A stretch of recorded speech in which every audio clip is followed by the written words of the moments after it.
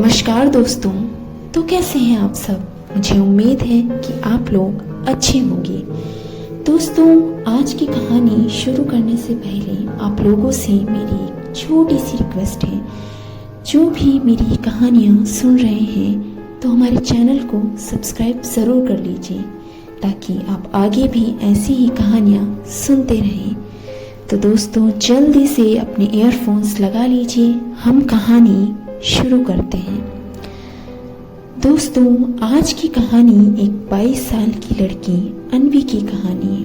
अन्वी, जिसने शहर की हलचल से दूर एक शांत पहाड़ी पर रहने का फैसला किया। दोस्तों, उस पहाड़ी पर उसने एक नया घर खरीदा। एज अ प्रोफेशन वो एक ग्राफिक डिज़ाइनर थी और पूरी तरह से वर्क फ्रॉम होम किया करती थी। घर एक पुरानी कोठी थी, बड़ी लकड़ी से बनी और थोड़ी अजीब सी चुप्पी लिए हुए। दोस्तों, घर काफ़ी सस्ता था और जब उसने रजिस्ट्रेशन करवाया तो एक पुराने से दिखने वाले क्लर्क ने बस इतना कहा, ये घर बहुतों ने लिया लेकिन कोई टिकता नहीं। अन्वी मुस्कुरा दी। हाँ, मैं भूतों से नहीं डरती। पहली 2 रातें आराम से गुजरी, लेकिन तीसरी रात ठीक 2:13 पर उसने दरवाजे पर दस्तक सुनी। उसने समझा कोई पड़ोसी होगा, लेकिन दरवाजा खोलने पर बाहर सिर्फ ठंडी हवा थी, चारों ओर सन्नाटा। चौथी रात फिर वही दस्तक। इस बार अन्वी ने दरवाजे के नीचे एक कागज देखा, एक पीला पड़ा कागज। वो दोस्तों किसी पुराने खत की तरह लग रहा था। उस पर लिखा था, मैं लौट आई हूँ मेरी बच्ची। ये देखते ही दोस्तों अन्वी के रोंगटे खड़े हो गए। वह तुरंत दरवाजा बंद कर अंदर चली गई।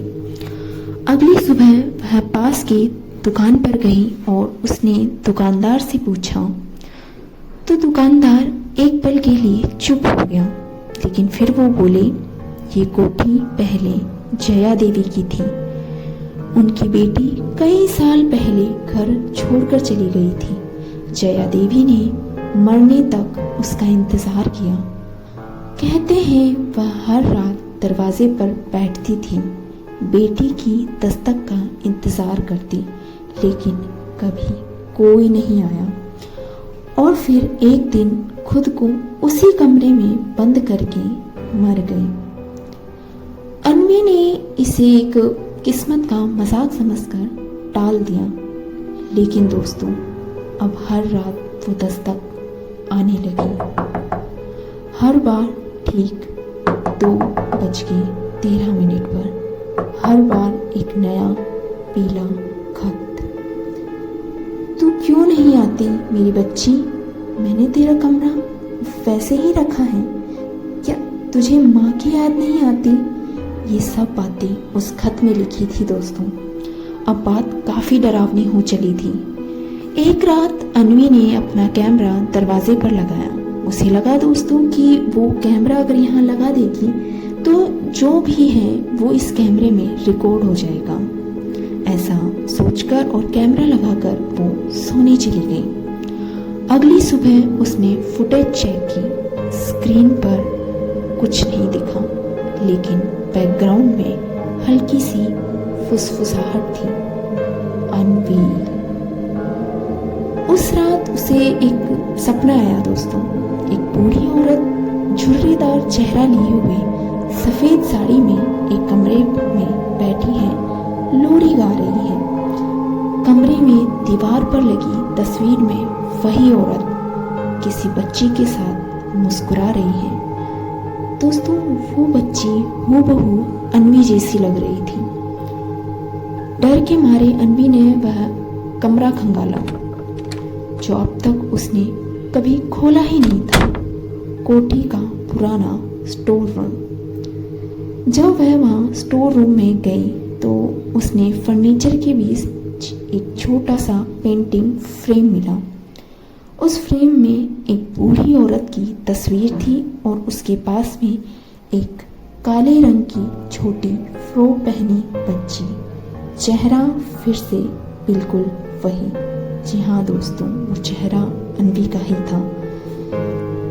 अन्वी के मन में आया, क्या मैं पहले कभी यहाँ आई थी? अन्वी को अचानक याद आया कि बचपन में वह कुछ सालों तक अपने किसी रिश्तेदार के पास रह रही थी, पर उसकी माँ ने कभी ठीक से नहीं बताया कि वो कौन था। सिर्फ कहा था, तुम छोटी थी, भूल गई हो। उस रात दस्तक से पहले ही उसने दरवाजे पर खड़े होकर पूछा, कौन हो तुम? कोई जवाब नहीं आया, लेकिन दस्तक हुई और फिर एक धीमी आवाज, घर आजा मेरी बच्ची, मैंने तेरे लिए सारा घर वैसे ही रखा है। उसने दरवाजा नहीं खोला। अगली सुबह दरवाजे के नीचे उसे एक लाल धागा पड़ा मिला, जैसे दोस्तों किसी ने राखी बांधने की कोशिश की हो। अब अन्वी को नींद नहीं आती, वह थकी रहती और बीमार दिखने लगी थी। एक रात जब दस्तक हुई, उसने दरवाज़ा नहीं खोला, बल्कि खिड़की से जब उसने बाहर झांका तो वो देखकर दोस्तों उसका दिल रुक गया। उस खिड़की के बाहर एक बूढ़ी औरत खड़ी थी, एक हाथ में लाल शॉल और दूसरे हाथ में एक फ्रेम जिसमें अन्वी की तस्वीर लगी थी बचपन की। उसने नीचे से देखा और कहा, अब इस बार खोल दे बेटी, तो लौट आई है, मैं अब अकेली नहीं रह सकती। ये सुनकर अन्वी बेहोश हो गई।